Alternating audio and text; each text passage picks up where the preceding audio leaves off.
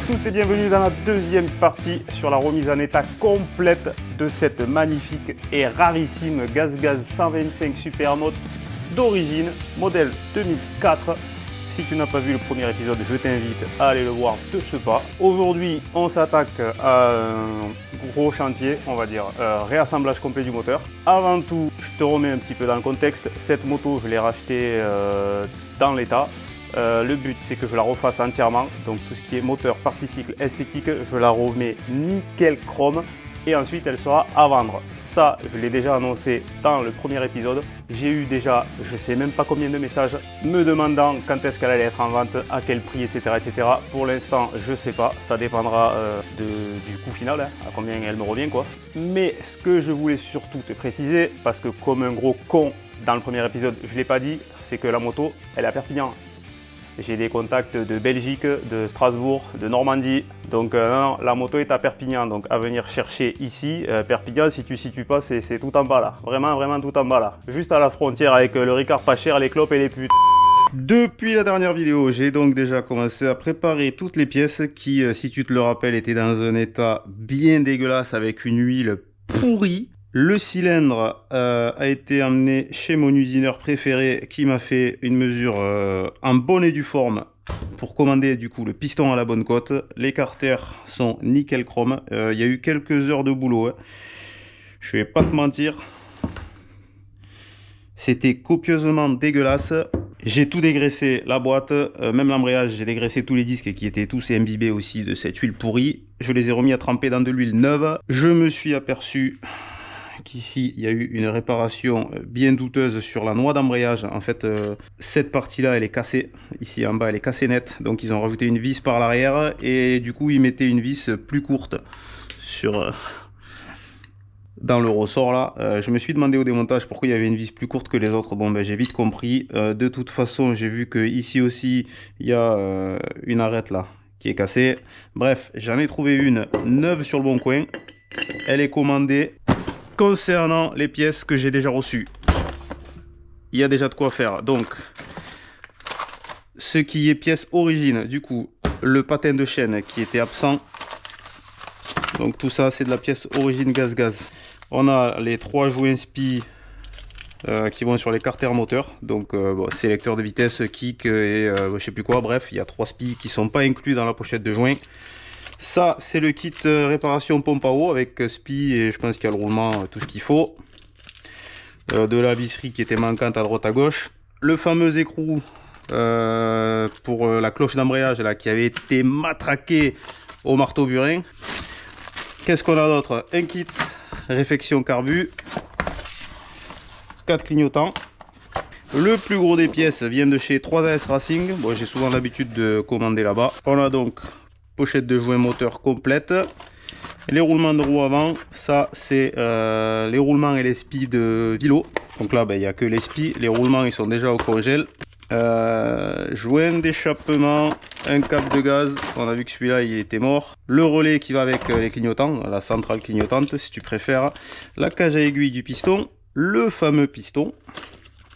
Donc toujours un monosegment, je me suis renseigné, c'est bien un montage d'origine. Donc j'ai pris un piston Vossner forgé. Le cylindre avait été mesuré à 54,02 de tête et j'ai pris un piston en 53,96 pour avoir un jeu cylindre piston cohérent. 1 litre d'huile de boîte, la bougie neuve et le kitchen. Allez, il y a de quoi faire.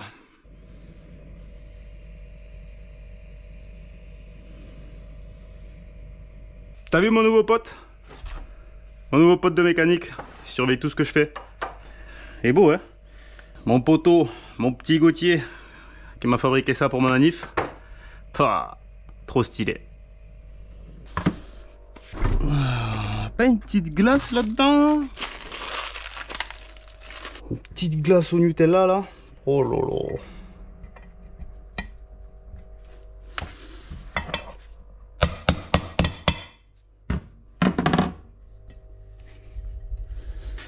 Allez, nickel. On va laisser refroidir un petit peu avant de mettre les spies.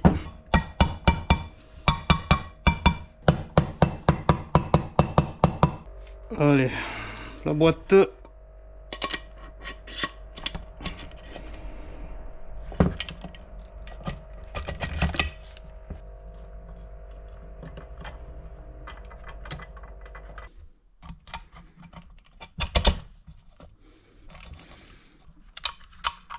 Alors, la petite fourchette. Ici.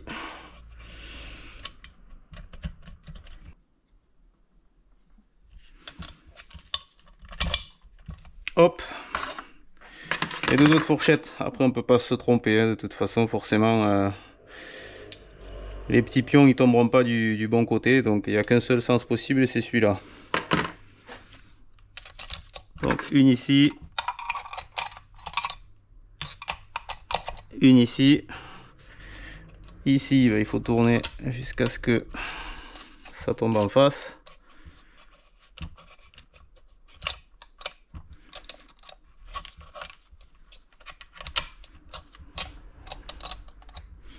Tac.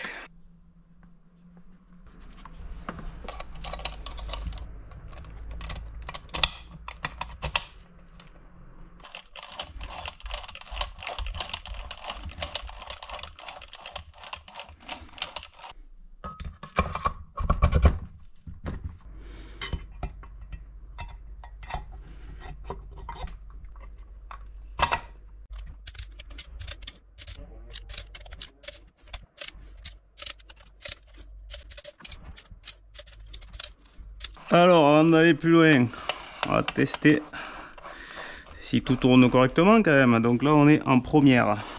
Ici, là, je sais pas si tu verras, ça fait une petite... un arrondi là, ça c'est le point mort en fait. Donc là, on est tout en bas, on est en première. Donc si je vais par ici, là, donc l'arbre de sortie ne tourne pas puisqu'on est au point mort. Ici, c'est bon, on est en seconde. Troisième, quatrième, cinquième et sixième. Donc la boîte, tout tourne librement. Le vilo aussi, pas de souci. On va quand même vérifier ça parce que c'était le but de notre intervention. Ah ben nickel quoi, il n'y a plus 1 mm de jeu. On est impeccable.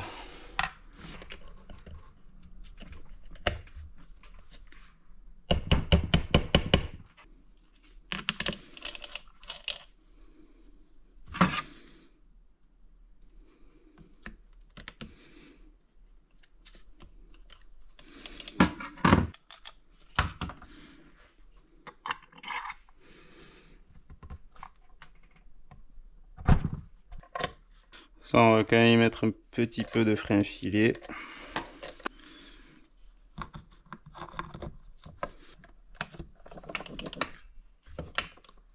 Ok, je vais quand même vérifier ça.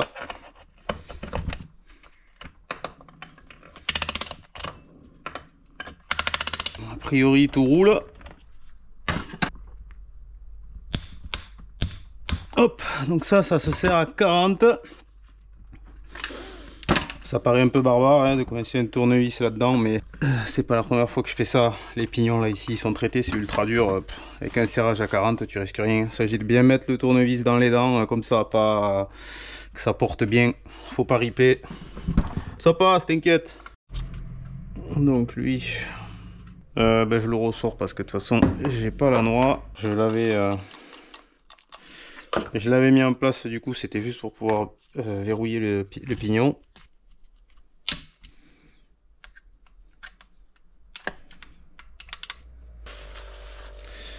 Bon, que serait une séance mécanique sans un problème? Donc j'étais sur le point de monter le piston, sauf que tu vois bien que la cage à aiguille, il y a un petit problème. Donc ça c'est celle qui avait monté dessus. Le diamètre extérieur n'est pas le même. Du coup, il faut que je recommande une cage à aiguille. A priori, il y a deux modèles. Il doit y avoir deux modèles de bielle différents. D'après le site 3S, les deux sont compatibles, mais effectivement, là, c'est pas bon. Donc je suis bloqué là. Faut que je commande ça. et on reprend dès que j'ai reçu. The next day. Bon, comme quoi, commander sur des sites sérieux, ben, ça a ses avantages. Donc j'ai appelé 3AS pour leur signaler que la cage aiguille n'était pas la bonne. Effectivement, sur le site, il y a 2 références qui sont marquées comme étant compatibles avec ce moteur. Mais il n'y en a qu'une des 2 qui se monte, donc ils vont corriger le truc. Et surtout, ben, ils m'ont envoyé immédiatement la bonne, gratuitement. Et en 24 heures. Est-ce que c'est pas beau ça? Et ça c'est pas beau ça? Tu mates le support? Tu mates le volant? Il est beau, hein? Un grand merci au Nico qui est arrivé hier avec ce truc flambant neuf là. Et franchement, ça c'est une dinguerie. Donc je me suis toujours dit que un jour j'en achèterai un, mais qu'au final je me débrouillais très bien sans et que c'était pas très utile. Et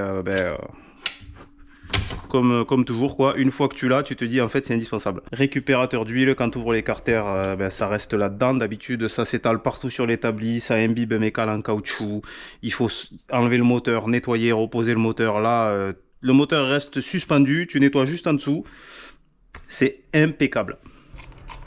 Du coup, on a tout ce qu'il faut pour pouvoir au moins finir là tout de suite le remontage du haut moteur. J'ai toujours pas reçu la noix d'embrayage.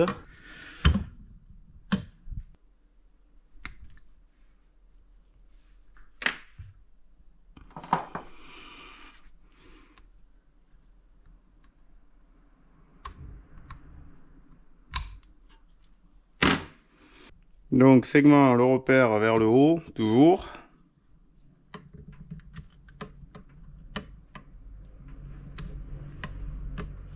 Le joint d'en base, donc je me suis pas fait chier, hein, j'ai mesuré celui qu'il y avait au démontage et je remets la même épaisseur.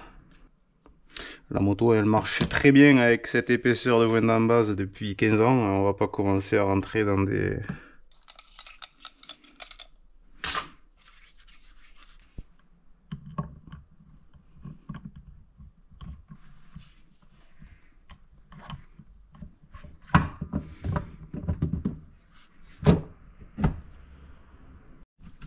me manque aussi, de toute façon je suis en train de penser là, les clapets.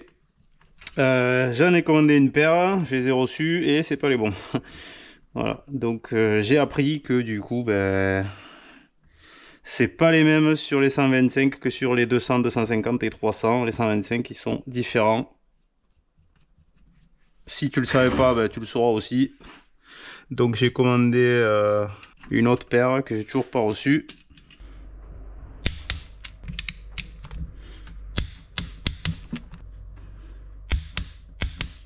Alors le serrage c'est 25. Bon par contre hein, comme tu vois ici c'est quand même vachement bien conçu. Même mes clés standard, hein, tu peux pas les passer.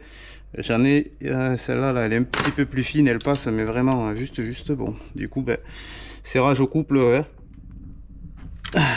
c'est à l'œil.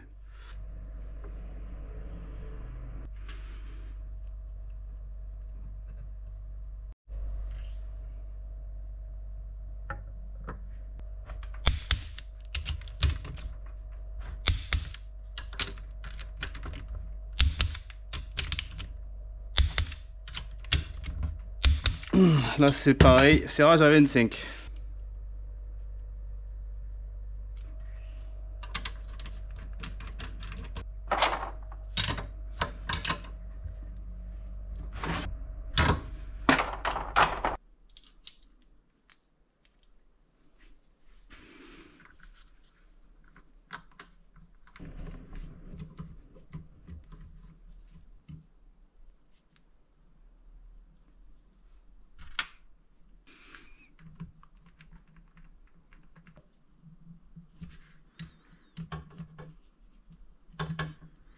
The next day. Noix d'embrayage reçue, trouvée sur le bon coin, hein. A priori neuve d'après le vendeur. Je veux bien le croire parce que quand on compare avec l'ancienne, je sais pas si ça se verra bien, mais ici on voit l'usure hein, des disques forcément avec le temps. Et là clairement on voit l'usinage d'origine, donc pas cher et neuf, impeccable.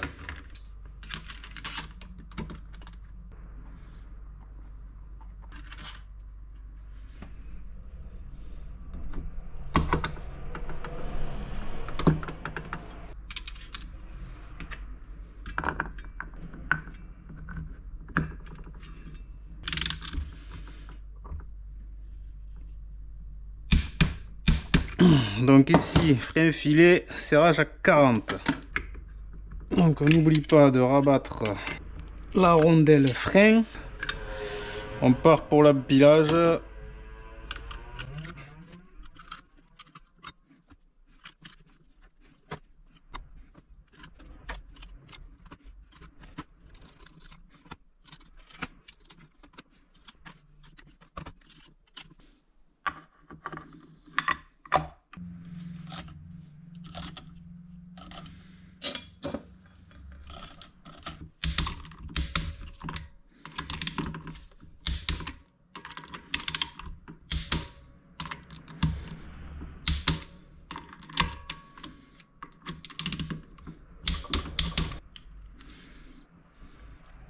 Donc ce carter, qu'est-ce qu'on a fait ici? Spin-off. Ici j'ai remplacé le kit pompe à eau, donc j'ai pas filmé mais ça se présente comme ça. Deux espèces de joints, dont un avec un ressort, c'est pas compliqué. Ici on enlève le clips. Il y a tout qui sort par ce côté. À l'intérieur il suffit de faire dégager celui-là qui est au fond, et celui-là il vient ici contre l'hélice. Rien de bien compliqué. Là, il est bien, là il est bien, là il est bien.